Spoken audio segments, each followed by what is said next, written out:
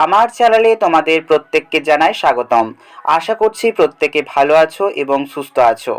গতকালকে আমি ক্লাস অষ্টম শ্রেণীর বাংলা বিষয়ের অর্ধেক সাজেশন আলোচনা করেছিলাম এবং বলেছিলাম পরবর্তী ভিডিওতে তার পরবর্তী পার্ট নিয়ে চলে আসব। তো আজকে চলে এসেছি সেই পরবর্তী পার্ট নিয়ে। আগের ভিডিওতে আমি বোঝাপড়া, অদ্ভুত আতিথেয়তা, চন্দ্রগুপ্ত এবং বনভোজনের ব্যাপার এই অধ্যায়টুকু আলোচনা করেছিলাম উত্তর সহ। তো আজকের সাজেশনে নিয়ে এসেছি সবুজ জামা, পথ চলতি, পরবাসী এবং একটি চড়ুই পাখি। এই অধ্যায়টা, এই অধ্যায় থেকে গুরুত্বপূর্ণ কিছু প্রশ্ন আমি তুলে ধরেছি সাজেশন হিসেবে। তোমরা যদি আগের ভিডিওটা দেখে না থাকো তাহলে অবশ্যই আগের ভিডিওটা দেখে নেবে এবং তার পাশাপাশি এই ভিডিওটাও দেখার অনুরোধ রইল। তো দেরি না করে ভিডিওটি শুরু করা যাক। দেখো, সবুজ জামাতে রয়েছে, বলছে সবুজ জামা আসলে কি। গাছেতে সবুজ পাতা যেমন তাদের প্রাণ ধারণে সাহায্যকারী, ঠিক তেমনই তোতাইবাবুর সবুজ জামা হলো তার প্রাণ শক্তির প্রতীক। দুয়ে রয়েছে, তোতায় সবুজ জামা পরলে কি কি ঘটনা ঘটবে।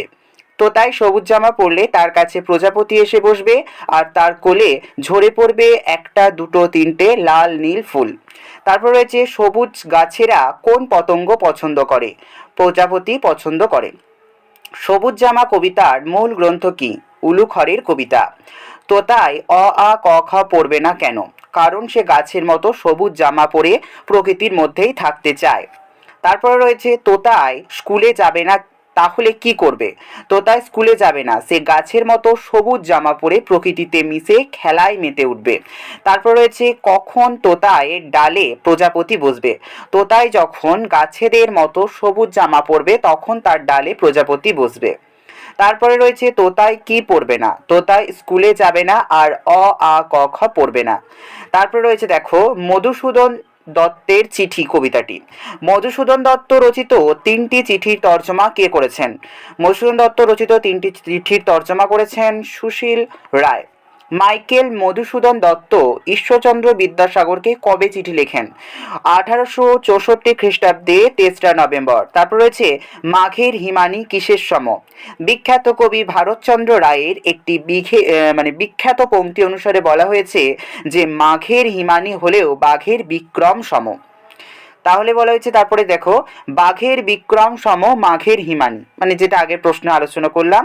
এই উক্তিটির মূল রচয়িতা কে। ভারতচন্দ্র রায়। মধুসূদন দত্ত যে জাহাজে ইংল্যান্ড যাত্রা করেন জাহাজটির নাম কি। জাহাজটির নাম হলো সিলন। মধুসূদন দত্ত বিদ্যাসাগরকে কোথা থেকে চিঠি লিখেছেন। ফ্রান্স থেকে। তারপরে হচ্ছে, শান্ত সমুদ্রকে কার সঙ্গে তুলনা করা হয়েছে। হুগলি নদীর সাথে তুলনা করা হয়েছে। মাইকেল মধুসূদন দত্ত চিঠিতে কাকে প্রিয় ও পুরাতন বন্ধু বলে সম্বোধন করেছেন। গৌরদাস বসাককে প্রিয় এবং পুরাতন বন্ধু বলে সম্বোধন করেছেন। চিঠি গল্পে প্রথম, দ্বিতীয় ও তৃতীয় চিঠিটি কাকে লিখেছেন। প্রথম চিঠিটি লিখেছেন ঈশ্বরচন্দ্র বিদ্যাসাগরকে, দ্বিতীয় চিঠিটি লিখেছেন গৌরদাস বসাক এবং তৃতীয় চিঠিটি লিখেছেন রাজনারায়ণ বসুকে।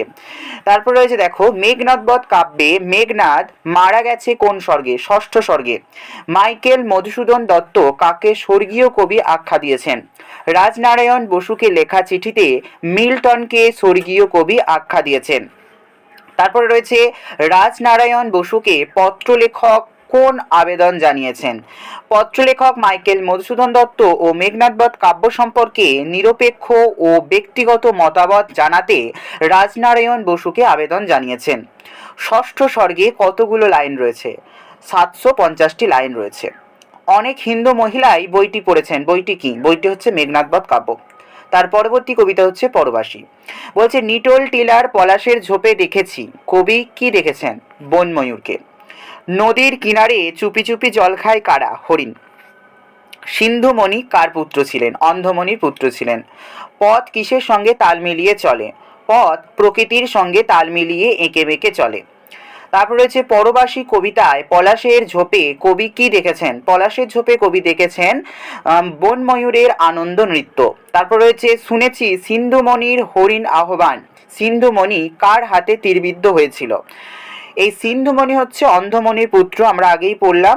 আর কার হাতে তীরবিদ্ধ হয়েছিলেন। এটি হচ্ছে সিন্ধুমণি রাজা দশরথের হাতে তীরবিদ্ধ হয়েছিলেন। তারপর রয়েছে, পরবাসী কবিতায় কোন দুটি নৃত্য শৈলীর কথা উল্লেখ করেছে। কথক এবং কথাকলি। তারপর রয়েছে ময়ূর কিভাবে মারা গেছে। ময়ূরের সুদৃশ্য পালক ও তার সুস্বাদু মাংস যেগুলি পণ্য হিসেবে বাজারে দাম আছে সেইগুলির জন্য চোরা শিকারী দল ময়ূরকে মেরে ফেলছে। এই যে কবিতাটা রয়েছে, কবিতা থেকে কিন্তু বেশিরভাগই প্রশ্ন আসে, তোমরা একটু ভালো করে দেখে যাবে। তারপর রয়েছে দেখো, পরবাসী কবিতায় ময়ূরের মৃত্যুর কারণ কি। বন ময়ূরের লোভী মানুষেরা শখ পূরণের জন্য পণ্যে পরিণত হয়ে মারা যাচ্ছে। তারপর এটা দেখো, মোস্ট ইম্পর্টেন্ট প্রশ্ন, এটা কিন্তু অধিকাংশ স্কুলে দেয়, তোমরা কিন্তু ভালো করে পড়বে এটা। ময়ূর মরেছে পণ্যে, এই কথার অন্তর্নিহিত অর্থ কী। ময়ূর মরেছে পণ্যে এই কথাটির অর্থ হলো মানুষের ক্রমবর্ধমান সীমাহীন লোভের শিকার হয়েছে ময়ূর। ময়ূরের সৌন্দর্যই তার ধ্বংসের কারণ। সুদৃশ্য পালকের কিংবা সুস্বাদু মাংস মানুষের লোভে মানুষ তাকে নির্বিচারে হত্যা করে অন্যের সামগ্রী করে তুলেছে। এই বক্তব্যের মধ্য দিয়েই আসলে পণ্য সভ্যতার অগ্রাসনে প্রকৃতির ধ্বংসের কথাই এখানে উঠে এসেছে। তারপর রয়েছে পথ চলতি কাব্যগ্রন্থ কাব্যটি দেখো, পাঠানদের মাতৃভাষা কি। পাঠানদের মাতৃভাষা হলো পশতু। তারপর রয়েছে খুশহাল খা খাট্টা কে ছিলেন। তিনি ছিলেন ঔরঙ্গজেবের সমসাময়িক এবং পাঠানদের পশতু ভাষার সর্বশ্রেষ্ঠ কবি। এটা কিন্তু আসে বেশিরভাগ স্কুলে। তারপরে দেখো, তাসবিহ কথার অর্থ কি। তাসবিহ কথার অর্থ হলো মুসলমানদের জপমালা। তারপরে রয়েছে পথ চলতি গল্পের সময়কাল কত। 1928 খ্রিস্টাব্দে শীতকালে। পথ চলতি রচনায় লেখক কোথা থেকে ফিরছিলেন, গয়া থেকে। তারপর রয়েছে পথ চলতি গল্পে আফগানিস্তানের শিক্ষিত ভাষা হলো কি, ফার্সি। আফগানিস্তানের ফার্সি ভাষার তিনটি গুরুত্ব লেখো। আফগানিস্তানের ফার্সি ভাষা তিনটি গুরুত্ব হচ্ছে, এটি শিক্ষিত জনের ভাষা, উচ্চ ও ভদ্র সমাজের ভাষা এবং সরকারি ভাষা। তারপরে বলা হচ্ছে, আমি এর জবাব দিলাম ফার্সিতে। বক্তার দেওয়া ফার্সিতে জবাবটির বাংলার অর্থ কি। বাংলার অর্থ হলো, আমাকে জায়গা দাও খালি একজন মানুষের জন্য। তারপর রয়েছে, যা অনুমান করেছিলাম। ওরা একটু যেন হতবম্ব হয়ে গেল। বক্তা কি অনুমান করেছিলেন। আর দেখো বলছে, লেখক প্রচণ্ড ভিড়ের জন্য ট্রেনের অন্য কামরায় উঠতে না পেরে একটি ফাঁকা তৃতীয় শ্রেণীর কামরায় ওঠার চেষ্টা করেন, কিন্তু সেই কামরা দখল করে রেখেছিল কয়েকজন কাবুলি। তিনি তখন আফগানিস্তানের শিক্ষিত মানুষের ভাষা ফার্সিতে কথা বললে তাদের হতভম্ব করে দিতে চান এবং এইভাবেই তাদের হতচিত করে দিয়েই তিনি কামরায় স্থান পেতে চান। তারপর রয়েছে দেখো, লেখককে কারা কেন মস্ত আলেম ভেবেছিল। পথ চলতি গল্পে লেখক সুনীত কুমার চট্টোপাধ্যায়কে তার ট্রেনের সহযাত্রী কাবুলিওয়ালা মস্ত আলেম বলেছে। এরকম প্রশ্ন আসে যে আলেম কথার অর্থ কি। আলেম কথার অর্থ হচ্ছে পণ্ডিত ব্যক্তি, অর্থাৎ পণ্ডিত ব্যক্তি ভেবেছিলেন। কারণটা কি, কারণ আফগানিস্তানের শিক্ষিত ও অভিজাত ব্যক্তিরাই কেবল ফার্সি ভাষায় কথা বলেন এবং একজন বাঙালির মুখে সেই ফার্সি শুনে কাবুলিওয়ালা লেখককে একজন মস্ত পণ্ডিত ভেবেছিলেন। তারপর রয়েছে, বৃদ্ধ পাঠানদের ডেরা বাংলাদেশের কোথায় ছিল। বৃদ্ধ পাঠান অর্থাৎ আগা সাহেবের ডেরা ছিল বাংলাদেশের বরিশালের পটুয়াখালী অর্থাৎ পটুয়াখালী অঞ্চল। এটাও কিন্তু বেশিরভাগ ক্ষেত্রেই দেয়, তোমরা দেখে রেখো।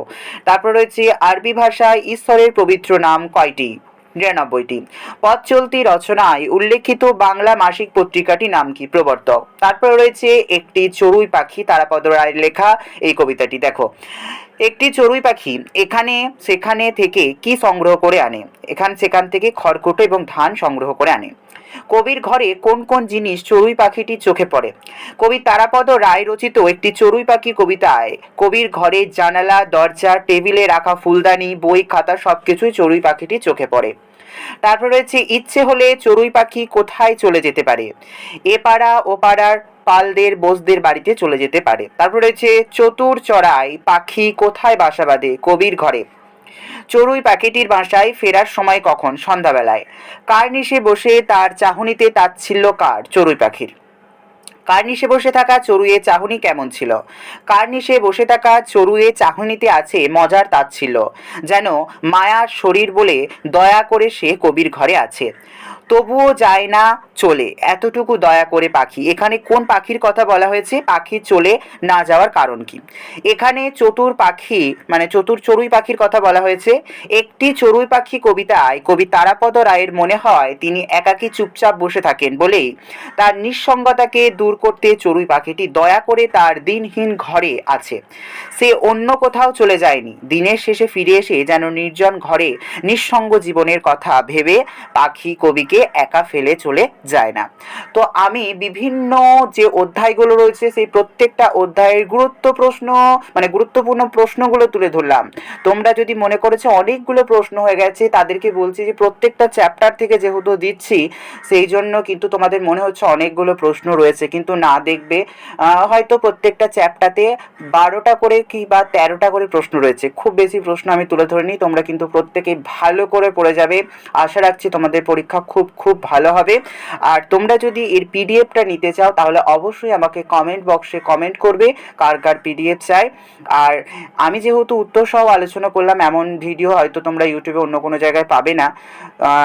আর যদি চ্যানেলটিকে তোমার পছন্দ হয় বা তোমাদের মনে হয় যে তথ্যগুলো সত্যি গুরুত্বপূর্ণ, তাহলে অবশ্যই চ্যানেলটিকে সাবস্ক্রাইব করে রাখবে এবং ভিডিওটিতে একটা লাইক দিতে ভুলবে না। ধন্যবাদ।